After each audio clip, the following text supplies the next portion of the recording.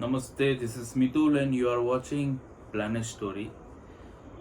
हमने कल देखा उस तरह पिछले एपिसोड में हमने बात की रेखा के बारे में, एक लव मैरिज के बारे में, कि किस तरह लव मैरिज एक सामाजिक तौर पे, एक सोशल स्टडी के मुताबिक किस तरह वो हर किसी को इफेक्ट करती है, हर किसी चीज़ को वो अपने और समेट लेती है, चाहे वो करियर हो, समाज की ओर से जो मिली हुई इज्जत हो।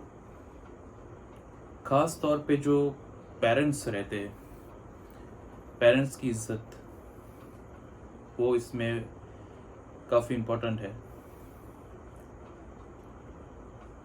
पिछले एपिसोड की अगर मैं आगे बात करूं तो रेखा जो फेल हुई थी, किस कारणों से, किस पॉसिबिलिटीज से फेल हुई थी, उसके बारे में हमने बात की। और हम बात करेंगे कि व्हाट हैपन नेक्स्ट। रेखा के फेल हो जाने के बाद अब करे तो क्या करे, क्योंकि 12वीं थी, ऐसा भी नहीं था कि 10वीं थी। तो गांव वालों ने अलग अलग सुझाव दिए कि ये कोर्स करवा लीजिए, कंप्यूटर कोर्स करवा लीजिए। किसी ने कहा कुकिंग सिखा दीजिए, उसमें भी स्कोप है। अलग अलग तरह से अलग अलग कोर्सेज सब ने सजेस्ट किए। फिर एक उसकी फ्रेंड थी जो खुद एक उसके साथी थी 12वीं में, उसने सजेस्ट किया कि क्यों ना हम डिप्लोमा करें 10वीं के बेस पर, जो कि उसी सिटी में उसकी यूनिवर्सिटी थी। उन लोगों ने तय किया कि चलो यही करते हैं, क्योंकि 10वीं के बेस पे डिप्लोमा, और उसके 10वीं में परसेंटेज भी अच्छे थे रेखा के, तो उस वजह से उसे वहाँ एडमिशन उसका हो गया और वो डिप्लोमा स्टार्ट उसने कर दिया। फिर से उसने अपने करियर पे फोकस शुरू किया। ऐसा कह सकते कि एक तरह से वो अपनी, उसकी गाड़ी जो थी वो पटरी पे है। लेकिन कुदरत को कुछ और ही मंजूर था। एक तौर से मैं ये कह सकता हूँ कि कुदरत को ये नामंजूर था कि वो अपने करियर में आगे बढ़े, या उसे खुद को नामंजूर था कि वो अपने करियर में आगे बढ़े। फिलहाल जो वो कर रही थी, वो 2 जिंदगियां जी रही थी। एक जिंदगी वो थी जो उसके पेरेंट्स ने उसे दी थी, और एक वो जो उसने बनाई थी, और वो थी जतिन के साथ। वो स्टिल अभी भी जतिन के साथ कांटेक्ट में थी।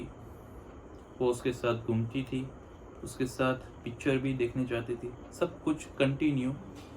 लेकिन इसकी कानो कान किसी को खबर नहीं थी, क्योंकि पहले जो कुछ हुआ उससे वो ज़्यादा अवेयर हो गई थी। किसी को मालूम ना पड़े इस तरीके से वो जतिन के साथ घूमने लगी।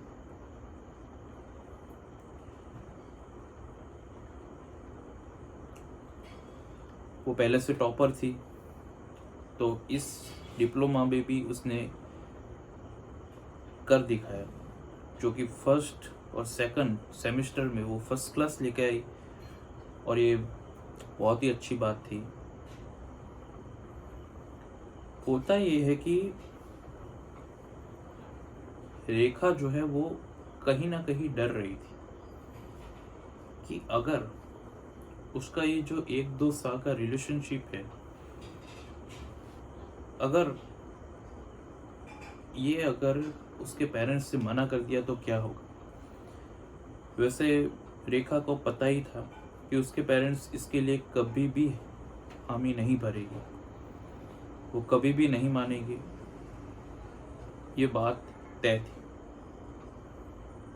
इसके लिए रेखा को पहले से ही प्रिपेयर उसके माइंड को करना था रेखा समझ चुकी थी कि अब जो भी करना है वो जल्दी करना है, क्योंकि इस इंसिडेंट के बाद, 12th वाली इंसिडेंट के बाद मैरिज प्रपोजल शुरू हो चुके थे। यस।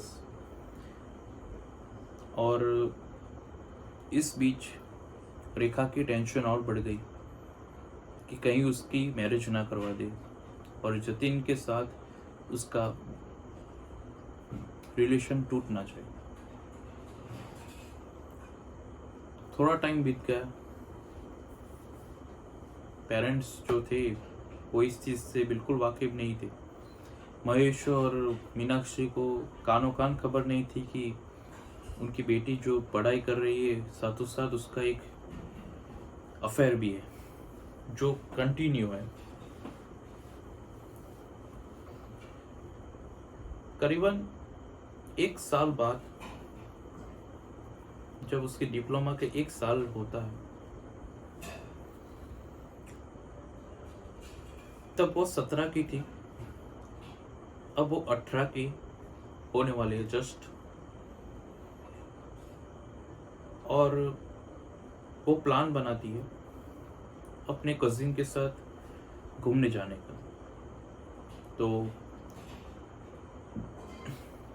उसकी बर्थडे आती है, तो उस दिन वो प्लान बनाती है, फैमिली सब कुछ, महेश, मीनाक्षी, सभी लोग प्लान बनाते कि हम घूमने जाएंगे उसके बर्थडे के दिन।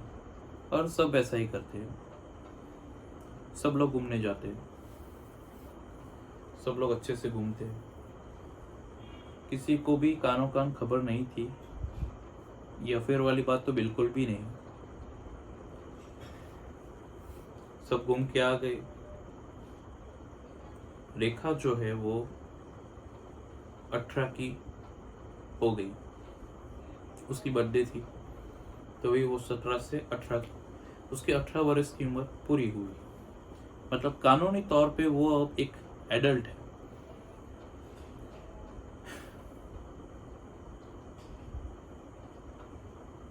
अब ये वो चीज था, ये वो टर्निंग पॉइंट था जहां पे रेखा ने पूरा फुल स्टॉप लगा दिया। एक वो टर्निंग पॉइंट था जहां पे उसने इस चीज की शुरुआत की, और ये टर्निंग पॉइंट है जहां पे रेखा ने इस चीज को एक डॉट लगा दिया, एक डॉट लगाना समझा।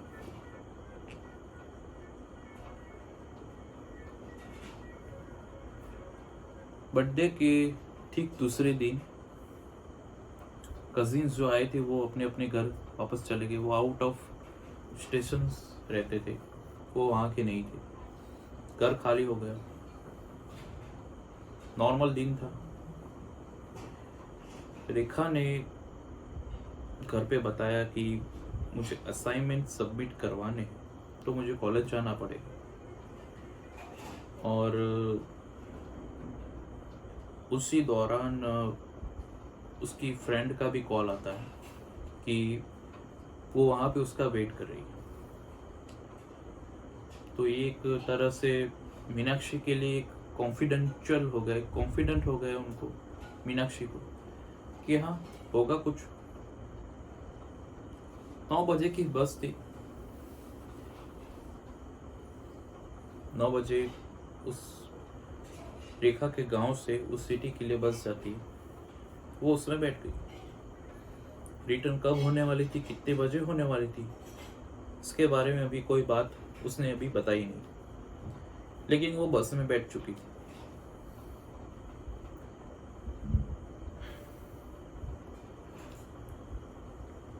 दोपहर के 2 बज जाते हैं। एक 2 बजे बस आती है उसी सिटी से। उसमें वो जो फ्रेंड जिसका फोन आया था वो बस से उतरती है, लेकिन रेखा नहीं होती। मीनाक्षी को कहीं पे डाउट हुआ, इसलिए उसके फोन किया। फोन जो है वो नॉट रीचेबल आ रहा था। माहौल टेंशन का हो गया, माहौल और गमगीन हो गया। अब करे तो करे क्या। 2-4 सहेली को और फोन किए, लेकिन रेखा का जो है वो कहीं पता नहीं था। धीरे धीरे 8 बज गए। टेंशन और बढ़ गया। गांव में हर तरफ, हर घर जहाँ पे वो जाती थी, जिसकी वहाँ पे वो फ्रेंड्स थी, दूसरे गांव में भी जहाँ पे उसकी फ्रेंड थी वहाँ पे क्रॉस चेक किया, उसका कोई पता नहीं चला।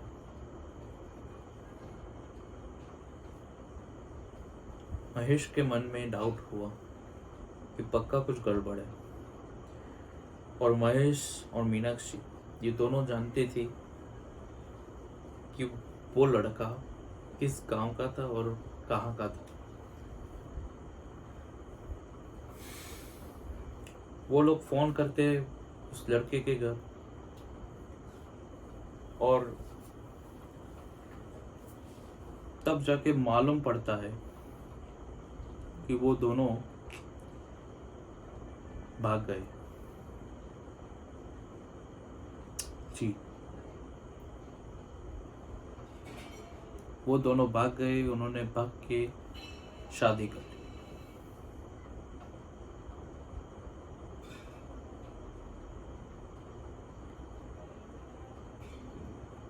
रेखा सिर्फ 18 साल की, जतिन 25 साल का।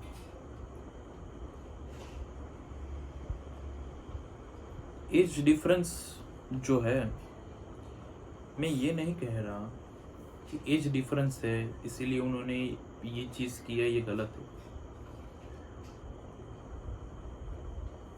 रेखा अगर 18 साल की है तो वो एक सोच अगर हो, ठीक है, अगर कोई एक उससे सवाल पूछा जाता है तो रेखा शायद 2 आंसर दे सकती है, लेकिन वही सवाल अगर जतिन को पूछा जाए तो जतिन उसके 4 आंसर दे सकता है, क्योंकि जतिन उससे बड़ा है, जतिन मैच्योर है, जतिन समझ सकता है कि हर चीज में इम्पोर्टेंस किसकी कितनी, क्या, सब कुछ, हर चीज की वैल्यू जतिन समझ सकता है, रेखा नहीं, क्योंकि रेखा अभी भी दिमाग से नाबालिग।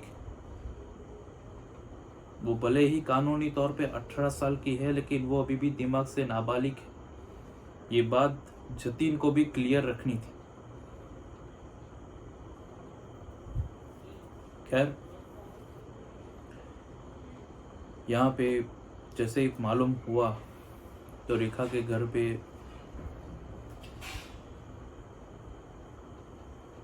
दुख का त्योहार छा गया। मीनाक्षी का रो रो के बुरा हाल हो गया, क्योंकि रेखा यही तो चाहती थी कि उसके पेरेंट्स दुखी हो, उसके पेरेंट्स के आंखों से आंसू आए। यही तो रेखा की पॉलिसी थी, यही तो रेखा चाहती थी। अगर वो चाहती थी तभी ये चीज हुई।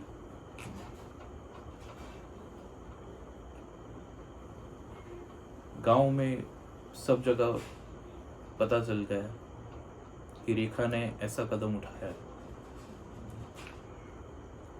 सब गांव से उनके घर आने लगे, परिवार वाले सब, महेश के परिवार वाले सब आए, सबने दिलासा दिया, आश्वासन दिया। करीबन 2 दिन बाद जतिन रेखा को लेके घर आता है, और जैसे ही वो घर आता है सबसे पहले जतिन के पिताजी जो थे वो उसे डांटते हैं, उसे थप्पड़ मारते हैं और उसे बोलते हैं कि ये हमसे नहीं होगा, हम ऐसा काम नहीं कर सकते, वो ब्राह्मण है, हमारी कास्ट अलग है। ऐसे वर्ड्स जतिन के पिताजी के थे। हम ये गुनाह नहीं कर सकते, ये एक पाप है, क्योंकि इसमें किसी की भी राय नहीं ली गई थी, किसी की भी मंजूरी नहीं थी। जो भी किया था दोनों ने मिलके किया था। अब प्यार तो अंधा होता है, प्यार पे किसका जोर। लड़के ने पिताजी को मना लिया, मैं प्यार करता हूँ वगैरह वगैरह। इकलौता था, एक ही खून था। फिर लड़के के गांव वाले ने और लड़की के गांव वाले ने डिसाइड किया कि हम किसी थर्ड पार्टी की वहाँ मीटिंग करते हैं और इस चीज़ का सॉल्यूशन करते कि इसका करना क्या। तो एक जगह पे मीटिंग फिक्स होती है। वहाँ पे जो रेखा है वो आती है। वहाँ पे महेश और मीनाक्षी दोनों है, अनुज उसका बड़ा भाई भी है। मीनाक्षी उसको देख के रो पड़ती है, लेकिन आश्चर्य करने वाली बात यह है कि रेखा जो है वो मुस्कुरा के उनकी तरफ देख रही है जैसे कुछ हुआ ही नहीं, जैसे कोई सीरियल किलर है जो दिमाग से पागल है, जैसे वो मर्डर करके ऐसा बिहेव करता है कि उसने कुछ किया नहीं, उसी तरह वो बिहेव कर रही है जैसे उसने कुछ किया ही नहीं। वो बिल्कुल भी गुनहगार नहीं है। थोड़ा माहौल बोलने वाला हो जाता है। महेश गुस्से में 2-3 शब्द बोल देता है, 2-3 बातें बोल देता है। आखिर पिता है, हक है उसका। यहाँ पे मीनाक्षी जो है वो खूब रोती है, उसे कहती है कि तू चल वापस अपने घर चल। लेकिन रेखा वही स्माइल पे, अभी भी वही एटीट्यूड है उसका। बस यहाँ पे महेश एक बात जो है वो लड़के से बोलता है और इस बात पे मैं महेश के बिल्कुल साथ हूँ। इस बात पे मैं महेश को बिल्कुल ये कहूँगा कि वो राइट था। वो महेश जतिन को कहता है कि मेरी बेटी नेचर की बिल्कुल खराब, उसके जैसा नेचर यानी तुम नहीं झेल पाओगी। वो बड़ी गुस्सैल है, वो मुंह फाड़ के बोलती है और जो भी बोलती है बिना सोचे बोलती है। उसको किसी की भी पड़ी नहीं है। ये 2-2.5 दिन का लव है, कब जाके निकल जाएगा पता नहीं चलेगा। तो इससे शादी करने से पहले, इससे जिंदगी गुजारने से पहले एक बार सोच लो। ये मेरी ओर से एक तुम्हें आश्वासन है, एक टिप्स है जो महेश ने जतिन को दी है। लेकिन प्यार के सामने क्या ही कोई बोले या क्या ही कोई छोड़े। जतिन ने तय कर लिया था कि रेखा उसकी है और उसकी रहेगी।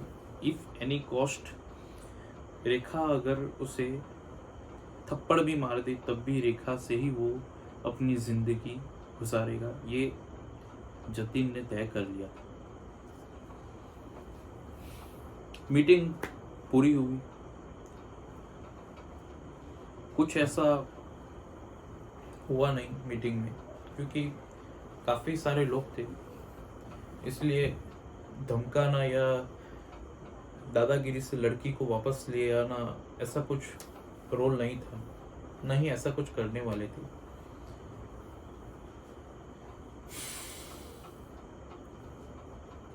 थोड़े दिन बीतते हैं और लड़की के पेरेंट्स से वो लड़की को अपना लेते हैं। यानी महेश और मीनाक्षी रेखा को अपनाने के लिए रेडी हो जाते हैं।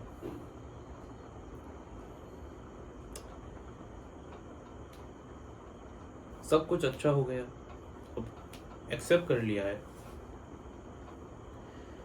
तो घर पे आना जाना चालू हो गया, सब नॉर्मल हो गया। गांव वालों के लिए भी एक कभी जमाई राजा बन गए, तो सबके लिए एक तरह से नॉर्मल ही हो गया।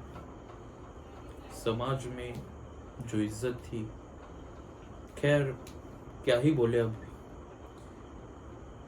लड़की के सामने मजबूर, एक मजबूर बाप, दो लोग अगर कुछ कहते हैं तो एक कान से दूसरे कान से निकाल लेते हैं।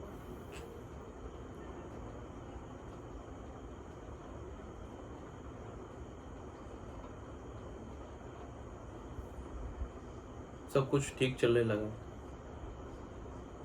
लेकिन इन सभी चीजों में जो चीज बाद में आई सामने, वो आप लोगों को मैंने पहले बताया था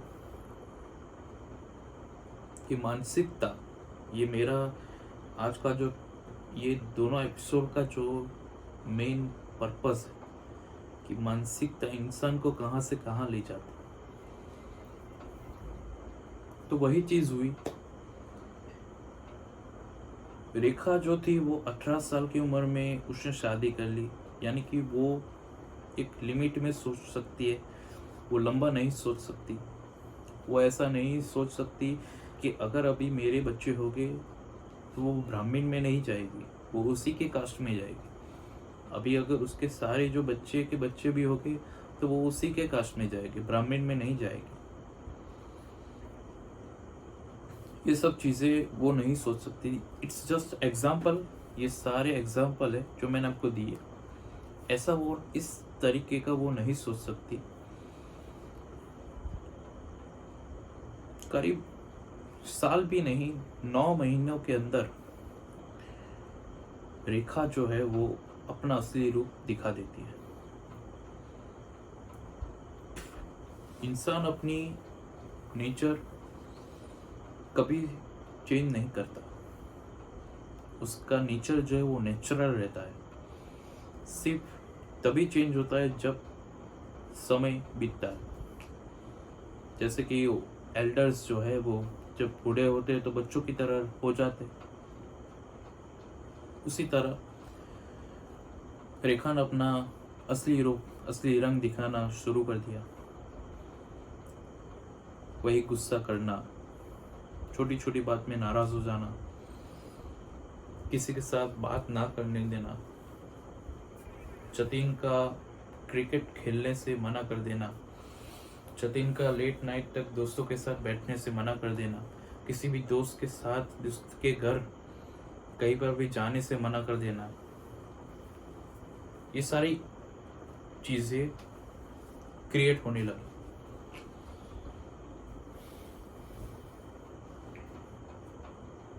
और ये बर्दाश्त के बाहर है। ऑब्वियसली बात है, इतनी छोटी छोटी बातों में भी लड़ाई झगड़ा, ये कोई छोटी बात नहीं है, इसमें कोई सेंस नहीं है। एक रात को तो ऐसा हुआ कि जतिन किसी फ्रेंड के साथ बात कर रहा था और उस पे आरोप लगाया गया कि वो जो है किसी लड़की के साथ बात कर रहा है। तो इट्स अ वर्स्ट, ये बिल्कुल निंदनीय है। तो एक तरह से एक शकी मिजाज कह सकता हूं।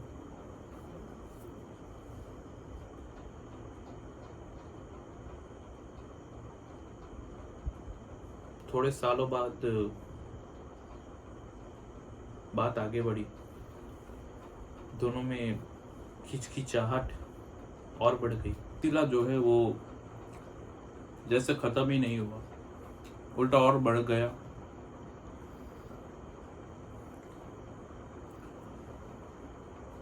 अभी मुश्किल तब हुई जब बिना कसूर, देखिए इसमें इस चीज से, इस वाक्य से सबसे बड़ा लॉस जो हुआ है ना, वो लड़के के माता पिता को हुआ है। यस, लड़के के माता पिता, उनका कोई दोष ही नहीं है, वो बिल्कुल निर्दोष है। वो क्यों सुबह उठे, I am sorry, I am saying, वो अगर सुबह उठते हैं तो क्या उन्हें ये झगड़ा देखना पसंद है? क्यों देखे वो झगड़ा? अगर वो सुबह उठते हैं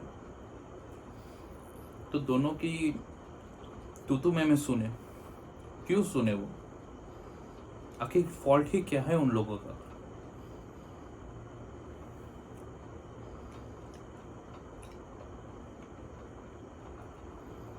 हर रोज एक ही चीज रिपीट करना, रिपीट करना, रिपीट करना।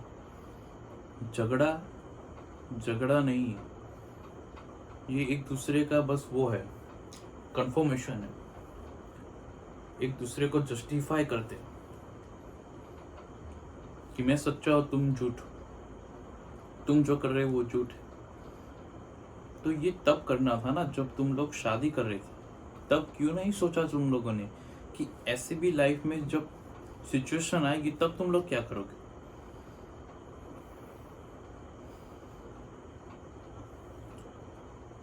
एक दिन किचन में से बर्तन जो थे वो धोते धोते रेखा को इतना गुस्सा आ गया, पता नहीं क्या हुआ। कांच की जो टी शेड था वो पूरा सेट तोड़ दिया। उसके बावजूद घर के लोग इतने शांत थे कि कोई कुछ नहीं बोला। उसकी सास जो है वो पहले से ही शांत थी, हाँ थोड़ी पक्की थी, लेकिन उस रेखा के इस रवैये से वो बिल्कुल नाखुश थी, पहले से ही नाखुश थी। और वो एक वर्ड भी नहीं बोलती थी, वो सिर्फ चुप ही रहती थी। और उसकी चुप्पी को रेखा उल्टा समझती थी। वो ऐसा समझती थी कि उसकी सास उसके साथ बात नहीं कर रही, उसे अकेलापन महसूस करवा रही है। ऐसा एरोगेशन, ऐसा फॉल्ट उसकी सास को दे रही है। फॉल्ट उसका है लेकिन वो उसको थोप रही है, उसके ऊपर थोप रही है। खैर, रेखा जॉब करने लगती है। सीधी बात है कि अगर जॉब नहीं कर रही थी तो दिमाग इतना हाई टेक था, तो जॉब के बाद तो क्या ही कहना। एग्रेशन बढ़ गया और यहाँ तक कि जो ना बोलने वाली चीजें भी बोलने लगी।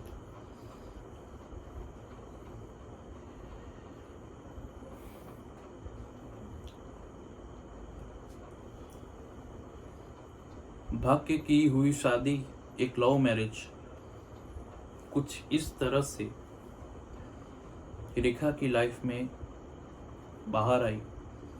जब उसे मालूम हुआ, जब वो खुद 23-24 साल की हुई, जब उसका माइंड खिला, जब वो मैच्योर हुई, तब उसे एहसास भी होता है कि मैंने जो किया वो गलत है। मैं अपनी लाइफ के साथ कुछ अच्छा कर सकती थी, लेकिन मैंने जो फैसला लिया वो सरासर गलत था। और आज के टाइम में भी उसे अफसोस है कि वो एक ऐसी लाइफ जी रही है जिसके ना हाथ है ना पैर। दोस्तों ये कोई वर्ल्ड वॉर नहीं है। मैं ये नहीं कह रहा हूँ कि वो लोग झगड़ते ही रहते हैं या उन लोगों के बीच प्यार नहीं है प्यार। वो घूमने भी चाहते थे और गए भी है, लेकिन आपकी आपसी अनबन से आपके पेरेंट्स को क्यों झेलना पड़ रहा है? आपके गुनाहों की सजा आपके पेरेंट्स क्यों सहे? महेश मीनाक्षी का क्या फॉल्ट था? आप मुझे बताइए, क्या यही कीमत थी उनकी? महेश जो रात दिन मेहनत करता है, 18 साल उसे बड़ा किया, और उसके इस करतूत से क्या महेश की छाती फूल गई? क्या महेश की इज्जत बढ़ गई? क्या मीनाक्षी के आंसू झूठे थे? क्या जतिन के पेरेंट्स जो ये सब झेल रहे हैं, ये क्या सही है? यही लव मैरिज है क्या? कि लव मैरिज करके ले आओ और फिर अपने पेरेंट्स के ऊपर इल्जाम ठोक दो, ताकि यही लगे कि ये फॉल्ट तो उन्हीं का है, हमारा कुछ है ही नहीं। जैसा रेखा ने कहा, जैसा रेखा ने किया, इनडायरेक्टली वही चीज हुई।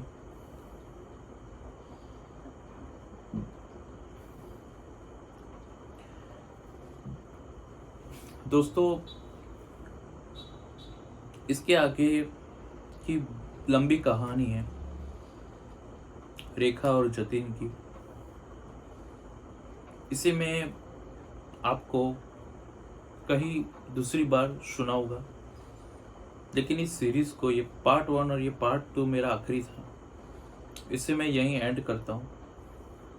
क्योंकि आगे की जो बातें हैं कि आगे उनकी लाइफ में क्या हुआ, ये जहाँ तक मैंने कहा आपको, वो उनकी शादी के तीसरे या चौथे साल तक मैं पहुंचा। शायद ही उसके आगे मेरा कुछ बोलना या मुझ में इतनी हिम्मत नहीं है कि मैं आगे कुछ कहूँ, क्योंकि कुछ चीजें ऐसी है जो ना ही आए तो अच्छा है।